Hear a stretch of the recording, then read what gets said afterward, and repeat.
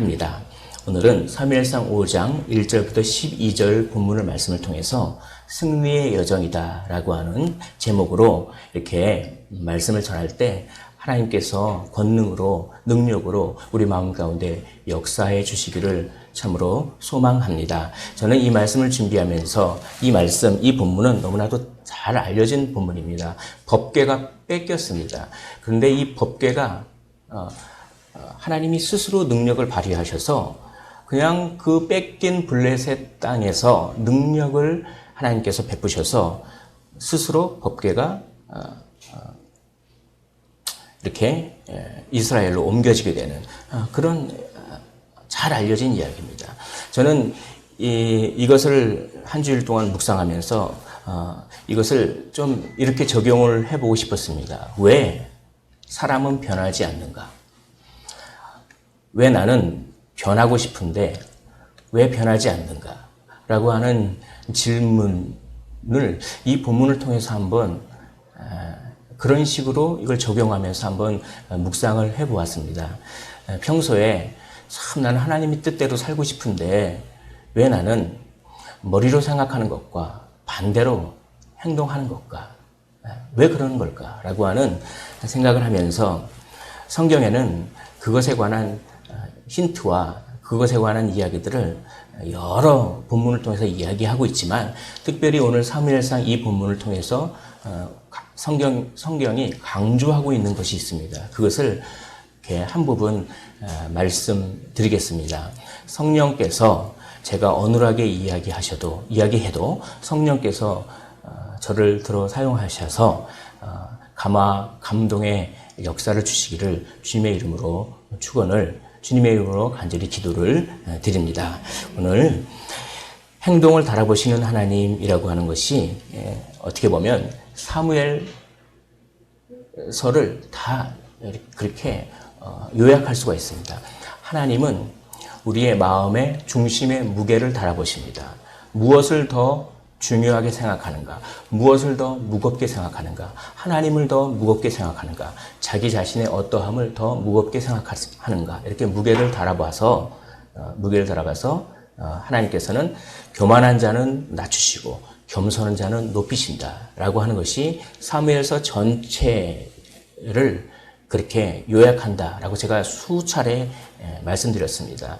분인나는 낮추시고 한나는 높이시고 엘리의 가문들은 낮추시고 사무엘은 높이시며 사울은 낮추시고 다윗은 높이시는 이야기가 사무엘서입니다. 그것은 그 마음의 중심에 무엇을 무겁게 생각하느냐에 달려 있습니다. 그 무겁다라고 하는 히브리어가 카보드라고 있습니다. 카보드는 영광이라고 하는 뜻이지만 그 원래 영광이라고 하는 것에 조금 더 이렇게 원뜻에 가까운 것은 무겁다라고 하는 것입니다. 무겁다. 무거움을 경험하셔야 되는데 하나님의 무거움을 경험할 때 그때 우리는 하나님께 은혜를 받게 되는 것이고 이것이 오늘 제가 말씀드리고자 하는 핵심입니다. 하나님께는 카봇, 하나님을 무겁게 생각하십시오. 하나님께는 가봇, 그러나 세상에는 이카봇, 세상을 무겁게 생각하지 마십시오. 세상에는 이가봇, 하나님께는 가봇이요, 세상에는 이가봇 하는 삶을 살기를 원한다고 지난 본문에서 말씀을 드렸습니다. 이제 그렇게 법궤가 뺏겨서 마치 하나님이 포로 생활하는 것 같아요. 그래서 애굽의 이스라엘 백성들이 포로 생활하듯이 법궤가 뺏겨서 하나님이 마치 포로로 블레셋으로 이방 땅으로 끌려갔습니다. 마치 역출애굽이라고 하는 말을 씁니다. 신학적인 용어로 출애굽에 반대되는 현상이 일어나 버린 것이죠. 어찌합니까? 희망이 전혀 없어 보입니다. 아스돗으로 언약궤가 포로로 끌려가 버렸습니다. 아니 하나님께서 아무런 능력도 베푸시지 아니하고 그냥 포로로 끌려가 버렸습니다. 이제 아무런 희망도 없는 것 같습니까? 어찌합니까? 1절 보시면 블레셋 사람들이 하나님의 궤를 빼앗아 가지고 에베네셀부터 아스돗에 이르니라 라고 이야기합니다. 왜 아스돗에 갑니까? 아스돗에 블레셋 사람들의 주요한 신인 다곤 신이 있었기 때문입니다. 고대에는 전쟁은 신들의 전쟁입니다. 그래서 이긴 나라의 신을 진 나라의 신이 섬겨야 되는 것이죠. 그래서 블레셋 사람들의 신인 다곤을 여호와가 이스라엘이 졌기 때문에 여호와가 블레셋 신의 다곤을 섬겨야 되는 것입니다. 그래서 그 신전이 있는 다곤 신전이 있는 아스돗으로 그렇게 법궤를 가져다 두는 것입니다. 다곤을 섬기는 여호와가 되어버린 것이죠. 얼마나 비참합니까? 사랑하는 성도 여러분, 하나님께서는 그렇게 업신여김을 받을 만한 존재가 아닙니다. 그런데 이스라엘이 지면 여호와가 다곤을 섬기듯이 그리스도인들이 하나님의 영광을 드러내는 삶을 살지 않으면 하나님이 업신여김을 받으십니다. 오늘날과 똑같지 않습니까? 여호와가 다곤을 섬기는 여호와가 그렇게 가볍게 취급되고 하는 것은 우리를 돌아봐야 되는 것이죠. 다곤은 풍요의 신입니다. 다곤은 물고기 모양을 하고 있다고 알려져 있습니다. 왜냐하면 블레셋이라고 하는 민족이 저 해양 민족입니다. 저 에게해라고 하는 지중해 쪽에서 그렇게 가나안 땅으로 이렇게 왔다고 합니다. 그래서 좀 체격도 크죠. 유럽 족속이라서 골리앗 보십시오. 거의 3m 가까이 되고 거기 가나안에 살았던 사람들과 그 골격 자체가 틀려요. 그러니까 이 물고기 모양인데 또 곡식의 신이라고도 알려져 있습니다. 그러니까 뭔가 그냥 다 요약하면 풍요로. 왜 다곤을 여호와가 섬깁니까? 다곤이 풍요를 줍니다. 근데 여호와가 다곤의 일종의 쫄병 역할을 하는 거예요. 그래서 다곤을 도와서 우리를 더 풍요롭게 하라. 이런 뜻입니다. 다곤 신전에 법궤를 갖다 놓은 것은 참 이스라엘 사람들도 법궤를 이용해 먹었죠. 하나님을 이용해 먹었습니다. 하나님을 경배하기보다는 그냥 알라딘 램프처럼 이용해 먹었습니다. 법궤만 가져다 놓으면 승리를 이길 줄 알았는데 오히려 패배하고 그냥 이렇게 마찬가지로 블레셋 사람도 다곤을 도와서 우리를 더 풍요롭게 하라. 하나님을 이용해 먹습니다. 기도가 부적이 될 때, 헌금이 복채가 될 때, 그때 우리는 여호와를 이용해 먹는 것이라고 제가 말씀드렸는데 그것을 또 한번 생각하게 합니다. 그러나 우리 하나님은 역전의 하나님인 줄 믿습니다. 3절에 보면 다곤이 여호와의 궤 앞에서 엎드러져 그 얼굴에 땅에 닿았는지라. 오히려 다곤이 엎드러져 버립니다. 다곤이 여호와를 섬기게 되는 것이죠. 그게 우연인 줄 알았습니다. 그들이 일찍 일어나 보니까 다곤이 엎드려졌습니다. 그럼 그때라도 이거 이상한 일이 있다. 여호와가 다곤보다 더 센 신인가? 이렇게 생각을 해야 되는데 우연히 넘어졌겠지라고 하면서 그들이 다곤을 일으켜 다시 그 자리에 세웠더니, 근데 여기 보십시오. 우상은 아무나 능력이 없습니다. 우상은 인간이 부추겨서 세워야 일어나는 게 우상입니다. 우상은 아무나 능력이 없어요. 사람들에 의해 세워지는 다곤. 우상이 그렇게 아무런 능력도 없는데 그 우상을 섬기는 것. 그러자 하나님께서는 또 이제는 다곤을 완전히 치십니다. 부서뜨려 버리십니다. 그 머리와 두 손목은 끊어져 문지방에 있고 다곤의 몸뚱이만 남았더라. 두 손목이 끊어지고 머리가 이렇게 끊어졌다는 것은 무슨 뜻이냐면 두 가지 뜻 정도가 있습니다. 하나는 뭐냐면 우리가 제사를 드릴 때 제물을 어떻게 합니까? 제물을 각을 뜨죠. 손 자르고 이렇게. 그래서 태워드리지 않습니까? 그렇다시피 다곤이 여호와의 희생 제물이 되었다. 이런 뜻입니다. 또 뭐냐면 옛날 전쟁 때 승리한 자가 패배한 자의 왕의 머리를 베입니다. 그래서 나중에 사울 왕도 목베임을 당해가지고 그것이 이렇게 막 전시됐잖아요. 그러니까 전리품을 의미하는 것이죠. 다곤이 여호와의 전리품이 되었다. 이런 뜻입니다. 이것이 여호와의 희생제물이요 전리품이다. 이 정도 되면은 이 진짜 여호와가 다곤보다 힘이 센가 보다. 두려워하면서 막 그래야 되는데 사람이 바뀝니까? 안 바뀝니다. 제가 말씀드렸죠. 왜 사람은 변하지 않는가에 대한 질문이 여기서부터 계속 대두가 되는 것입니다. 그러므로 아스돗에 있는 다곤의 문지방을 밟지 않았더라. 아니 이걸 보면은 이 다곤이 형편없는 그 우상일 뿐이고 여호와가 강하신 분이다라고 하는 걸 인정해야 되는데 오히려 다곤의 이 머리와 손목이 떨어진 그 문지방을 신성시하는 거예요. 그래서 그걸 밟지 않습니다. 이게 사람입니다. 바뀌지 않습니다. 사람 잘 안 변해요. 바뀌지 않는 마음. 이제 그 바뀌지 않은 마음을 하나님께서 다스리십니다. 하나님의 능력의 손으로 치시기 시작하는 것이죠. 그래서 아스돗에서 에그론까지, 아스돗, 가드, 에그론 이렇게 법궤가 옮겨 다니거든요. 그 옮기는 여정이 하나님께서 치시는 마음 좀 변해라라고 치시는 그런 과정. 하나님의 입장에서 보면 승리의 여정입니다. 사랑하는 성도 여러분, 하나님은 포로로 끌려오신 것처럼 보이지만, 겉으로는 포로로 끌려오신 것처럼 보이지만 사실은 하나님은 승리의 여행을 즐기고 계십니다. 우리 그리스도인들은 핍박을 받고 포로로, 이 세상에 포로로 끌려온 것 같지만 우리가 믿음 안에 굳게 서면 우리의 삶은 사실은 승리의 여정인 줄을 믿으시기를 원합니다. 6절에 보시면 독한 종기와 재앙으로 아스돗과 그 지역을 쳐서 망하게 하니, 하나님께서 망하게 하실 때는 바꿔라 이러십니다. 왜 안 바뀌냐 너는. 이 정도 했으면 바뀌어야지. 그러니까 망하게 하시는 거죠. 독한 종기로. 인생을 돌아보십시오. 그리고 바꾸십시오. 라고 오늘 본문이 이야기를 합니다. 바뀌었을까요? 천만에 바뀌지 않습니다. 여기서 독종들이 뭔지를 좀 알려드리겠습니다. 학자들의 의견을 제가 한번 읽어보겠습니다.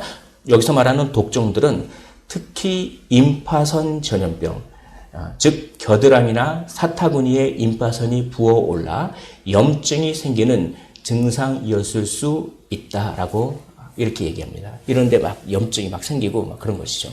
근데 이건 전염병입니다. 독종이 전염병이에요. 특별히 쥐에 의해서 옮기는 전염병. 참 이 본문을 보면서 어쩜 이렇게 본문이 오늘 우리와 이렇게 매칭이 되는가. 전염병이 돈다는 것은 우리 마음이 잘 안 바뀌어서 마음을 좀 바꾸라고 하는 하나님의 뜻이 아닐까라고 한번 생각해 보았습니다. 그렇게 많은 18만 명의 대군이 쳐서 그 예루살렘을 둘러싸고 이제 막 하나님을 조롱하기 시작합니다. 야, 이 하나님은 뭐 그냥 가면서 조금 있으면 예루살렘이 함락됩니다. 그 사내립의 군대가 18만 5천 명의 군대가 하루아침에 다 죽어버립니다. 바로 이와 같은 전염병이 아닐까 라고 학자들이 많이 얘기를 하죠. 하나님은 전염병을 잘 사용하십니다. 전염병을 통해서 우리를 돌아보고 마음 좀 바꾸라 라고 하시지 않으실까요? 그런데요, 마음이 안 바뀌어요. 이스라엘 신의 괴를 우리와 함께 잊지 못하게 할지라 라고 좋습니다. 이스라엘 신의 괴를 우리와 함께 잊지 못하게 할 것이다. 그의 손이 우리의 신 다곤을 친다. 여기까지 좋습니다. 인정했어요.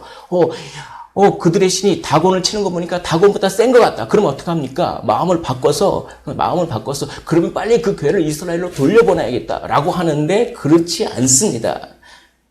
이스라엘 신의 괴를 가드로 옮겨가라. 버티는 거예요. 그들은 분명히 인정했습니다. 이스라엘 신이 다곤 신보다 센 것 같아. 우리와 다곤 신을 친다라고 머리로는 인정했는데 그러나 행동하지 않습니다. 인정은 하지만 변하지는 않는. 미안해. 내가 잘못했어. 인정합니다. 미안해. 근데 안 바뀌어요. 이것이 블레셋의 모습이요. 저의 모습이 아닐까 생각해 보았습니다. 그러자 하나님은 이제 더 심하게, 더 강하게 능력의 손을 발휘하십니다. 그들이 안 바뀌니까. 8절 보시면 이에 사람을 보내어 블레셋 사람들의 모든 방백을 모으고 대책회의를 하는 것입니다. 5개의 도시가 있었습니다. 블레셋은. 5개의 도시의 대표들 오십시오. 우리 한번 이 전염병과 이거에 대해 대책회의를 합시다. 똑같죠? 지금 대책회의를 합시다. 우리가 회개하고 이 이스라엘 교회를 빨리 돌려보내야겠습니다. 라고 회의의 결과가 그게 아니라 우리가 이스라엘 신의 궤를 어찌하랴 하니 그들이 대답하되 이스라엘 신의 궤를 가드로 옮겨가라. 어떤 학자는 요 8절을 이렇게 해석합니다. 그들이 막 그렇게 어떡하지 막 그 대표들이 막 고민하고 있을 때 가드의 대표가 우리가 가져갈게. 우리는 힘이 세잖아. 아마 이랬을 거. 그러니까 자원하지 않았으면 그거를 이렇게 옮겨가지 않았을 거라고 그렇게 해석을 하는데 참 그것이 맞는 것 같습니다. 참 타당한 해석인 것 같아요. 가드라고 하는 곳은 골리앗의 고향입니다. 힘이 셌어요. 그러니까 이렇게 생각한 거죠. 저 이스라엘 신이 좀 발악을 하는구만. 힘으로 눌러야겠어. 이렇게 생각하지 않았을까요? 그러면서 가드로 쫙 옮겨가는 것입니다. 그도 그럴 것이 사무엘상 4장 9절에 보면 법궤가 딱 들어왔을 때 맨 처음엔 막 두려웠답니다. 저 이스라엘 그 신은 그 애굽에서 엄청난 재앙을 그렇게 불러일으키고 어찌하랴 우리가 두렵다. 그런데 그 다음에 어떡합니까? 너희 블레셋 사람들아 너희는 대장부가 되라 라고 이렇게 했습니다. 너희는 대장부가 되라 싸워라. 근데 이겼어요. 이걸 보면서 우리가 힘으로 저 이스라엘 신을 누를 수 있구나 라고 생각하지 않았을까요? 그때 일이 참 연상이 되면서 우리는 블레셋 중에서도 우리 마을이 제일 힘센 마을이야. 여기 보면 사무엘상 17장 4절을 보면 골리앗도 이 가드 출신입니다. 그의 이름은 골리앗이요 가드 사람이라. 우리는 힘으로 누르면 돼. 힘을 의지하고 권리를 의지합니다. 왜 우리는 바뀌지 않습니까? 첫째, 아스돗의 그 풍요와 안락함 때문에 잘 안 바뀌어요. 왜 우리는 또 안 바뀝니까? 가드, 힘과 권리 때문에 안 바뀝니다. 힘이 있을 때 얼마나 교만한지 모르겠어요. 힘과 권리는 밀접한 연관관계가 있습니다. 내가 어떤 권리를 가지면 힘이 있습니다.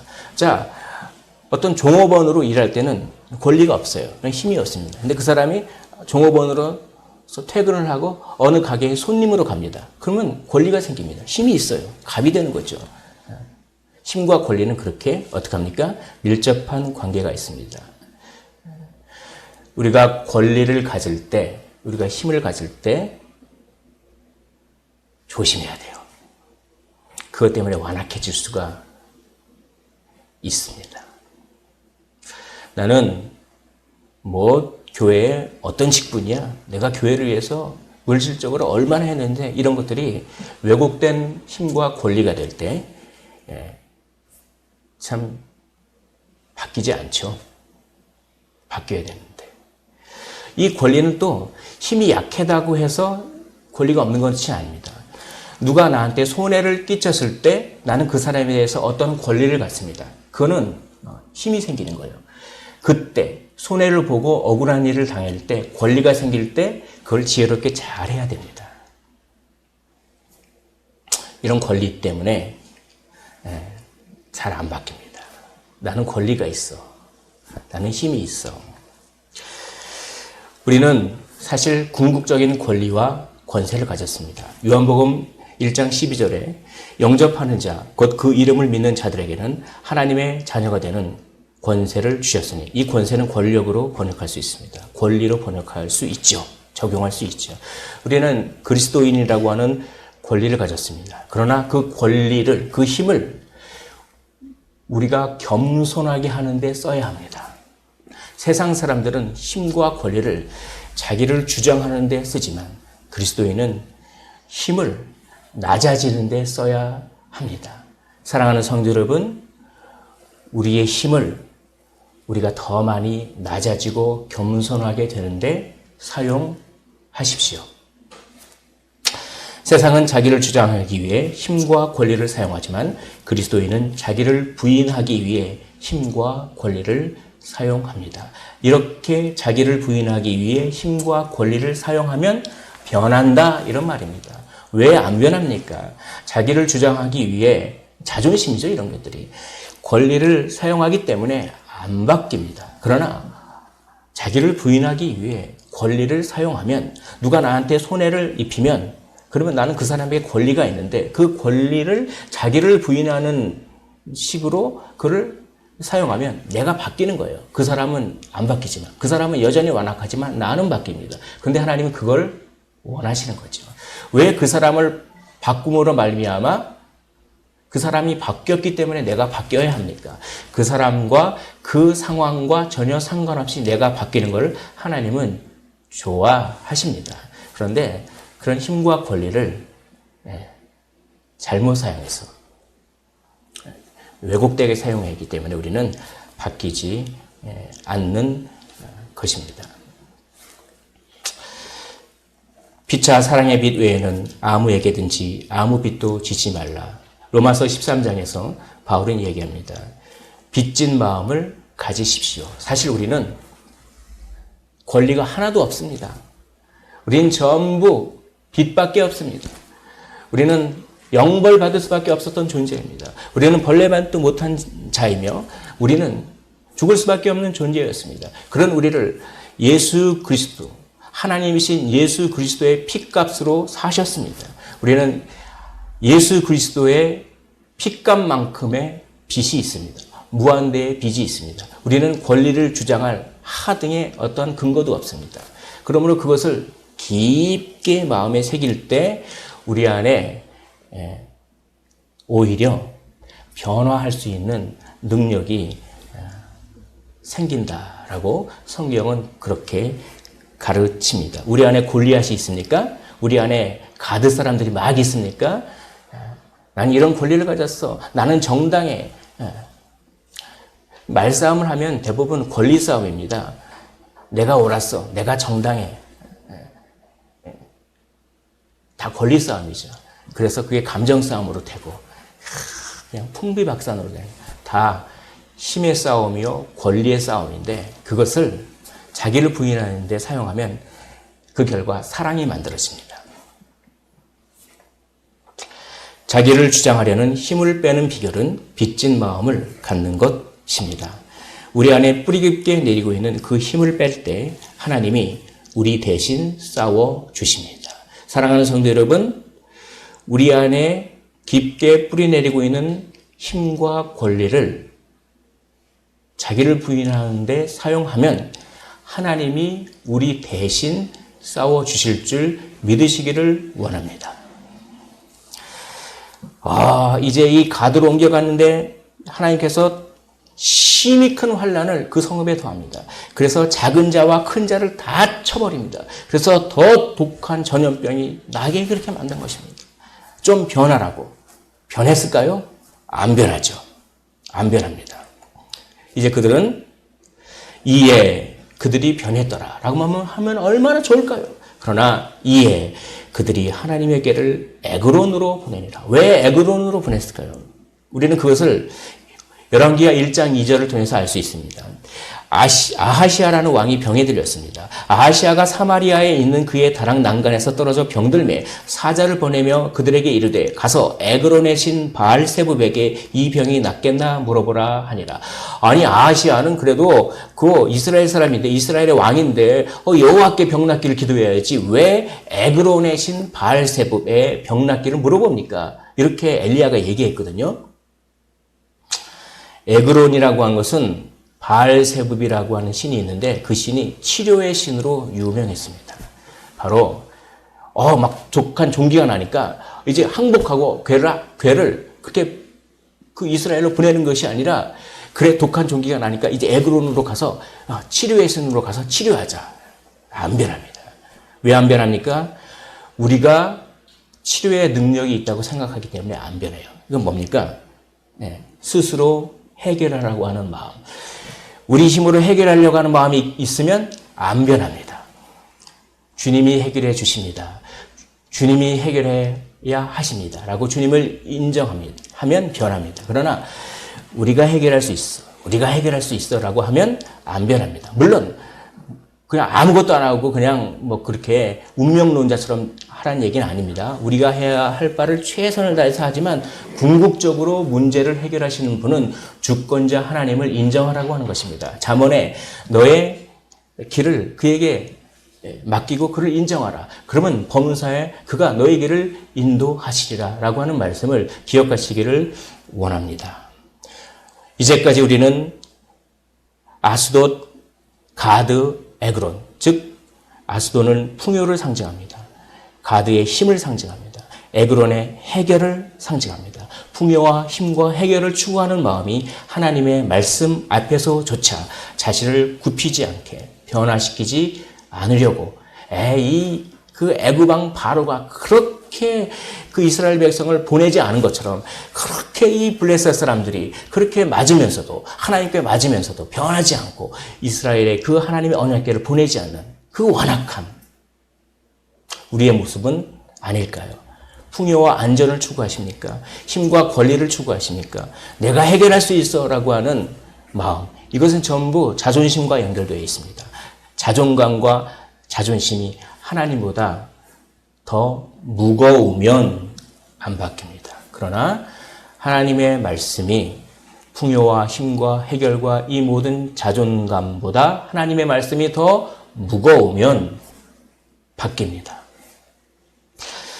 여호와의 손이 아스돗 사람에게 엄중히 더하사 그것을 옮겨가는 해 여호와의 손이 심히 큰 환난을 그 성읍에 더하사 거기서 하나님의 손이 엄중하심으로 라고 하면서 여호와의 손 하나님의 손 하면서 하나님의 능력이 계속 임합니다. 궁극적인 하나님의 손은 못자국난 그리스도의 손입니다. 이 못자국난 그리스도의 손이 우리 마음 가운데 무겁게 다가오면 우리는 변합니다. 사랑하는 성도 여러분, 그리스도의 못자국난 손을 한번 만져보십시오. 우리 때문에 그러셨지 않습니까? 그리고 빚진 마음을 가지시는 거죠. 그분의 그 못자국는 손 앞에 우리의 힘이 무슨 소용이 있습니까? 우리의 재물과 물질과 명예와 우리의 외모가 무슨 소용이 있습니까? 그게 다 권리를 얻기 위한 것 아닙니까? 그게 다 무슨 소용이 있습니까? 이렇게 그리스도의 못자국난 손이 무겁게 다가오면서 우리의 힘과 풍요와 해결하려고 하는 그런 마음들을 녹여내는 것입니다. 그것을 바울은 내가 그리스도와 함께 십자가에 못 박혔느니라고 이야기합니다. 그리스도 예수의 사람은 그 정욕과 탐심을 십자가에 못 박았느니라. 그렇게 못 박으십시오. 그런 것들은 가볍게 하시고 우리 십자가만 하나님의 말씀만 무겁게 되시기를 주님의 이름으로 축원을 드립니다. 하나님은 포로로 끌려온 것 같았지만 승리의 예정을 가고 계십니다. 풍요와 힘과 해결하려는 마음의 포로가 아니라 하나님의 포로가 되십시오. 그래서 우리의 삶을 승리의 여정으로 이끌림을 받으시기를 원합니다. 하나님의 능력이 결국 변화시킨다라고 하는 결론을 얻습니다. 왜 안 변합니까? 하나님의 능력을 경험하지 못해서 안 변하는 것입니다. 이제 하나님의 궤가 에그론에 이른즉 에그론 사람들이 막 왜 여기로 왔느냐라고 하면서 궤가 도착하자마자 아마 큰 종기와 그런 것들이 막 있었던 것 같습니다. 그래서 그들은 드디어 회의를 열어서 이에 이스라엘 신의 궤를 보내어 그 있던 곳으로 돌아가게 하고 라고 합니다. 여호와의 강력한 능력 앞에서 결국은 항복하게 되는 것입니다. 여호와의 강력한 능력을 경험하십시오. 그 방법은 6절과 11절에서 소개합니다. 여호와의 손이 아스돗 사람에게 엄중히 임했다라고 합니다. 거기서 하나님의 손이 엄중하심으로 엄중하다 이 말이 바로 카보드라고 하는 말입니다. 엄중하다라고 하는 말은 카보드, 무겁게 한다는 얘기입니다. 사랑하는 성도 여러분, 하나님의 능력이 우리 마음 가운데 무겁게 임할 때 하나님의 손이 하나님의 말씀이 우리 마음 가운데 무겁게 임하면 우리는 바뀌게 되는 줄 믿습니다. 하나님의 능력을 경험하십시오. 그것은 말씀의 무게를 경험하여 마음이 거룩하게 변하는 것입니다. 하나님의 말씀이 풍요와 안전, 힘과 권리 스스로 해결하는 마음보다 무겁게 해달라고 하나님의 은혜를 간절히 구하십시오. 기도하시기를 원합니다. 상황이 변하지 않아도 상관없습니다. 어떤 상황이 바뀌기를 갈망하십니까? 하나님은 그 상황을 통해 우리가 바뀌기를 갈망하십니다. 그렇게 아니하실지라도 그리 아니하실지라도 금신상에게 절하지도 아니할 줄을 아옵소서.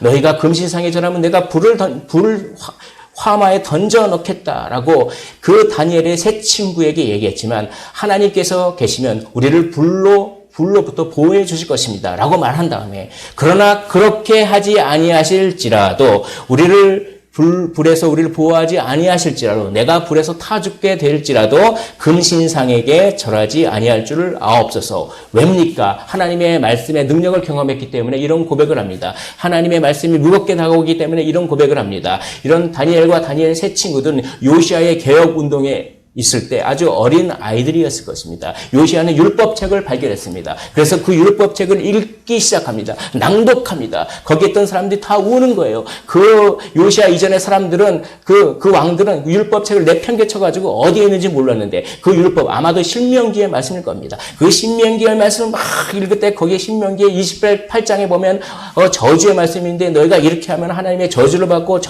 뭐 그런 말씀을 읽으면서 너희가 이렇게 하면 전염병이 들고 뭐 그런 말씀을 돌면서 그 사람들이 내가 이때까지 정말 하나님의 말씀대로 살지 못하고 우상단지 섬기고 그리고 뭐 이렇게 유월절도 제대로 지켜야 되는데 하나도 제대로 지키지 못하고 예배도 제대로 드려야 되는데 하나도 제대로 드리지 못하고 뭐 그러면서 요시아가 그 말씀을 막 낭독할 때 그들은 눈물을 막 흘리기 시작했습니다.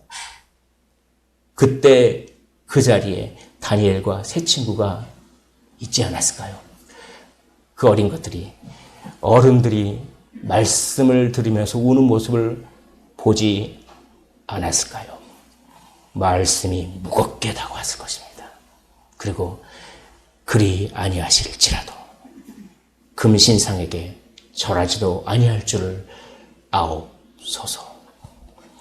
하나님의 법궤가 우리 안에 승리할 때, 말씀의 무게로 하나님의 능력을 경험할 때, 변하기 원하는 상황이나 사람이 변하지 않아도 우리는 거룩하게 변해 갑니다.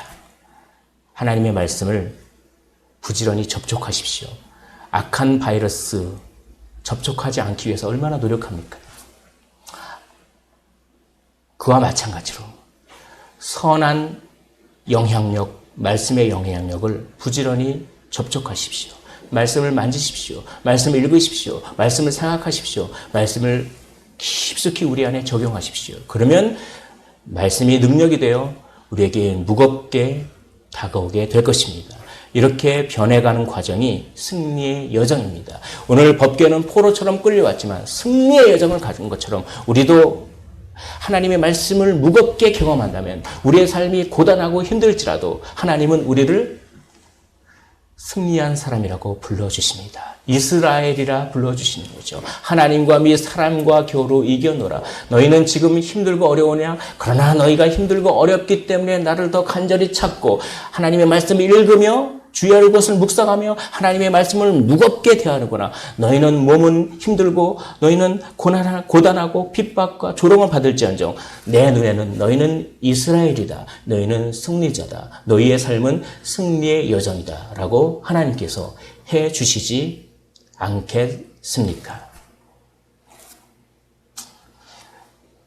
말씀을 정리하겠습니다. 왜 안 변합니까? 말씀의 무게를 경험하지 못해서입니다. 말씀을 만지지 않고 말씀에 자기 자신을 부지런히 노출하지 않고 깊게 노출하지 않았기 때문입니다. 말씀의 무게를 경험하십시오.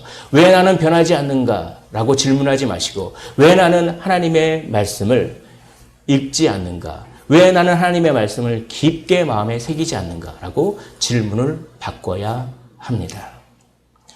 거룩하게 변해 승리의 여정을 말씀의 무게로 참된 가벼움을 경험하십시오.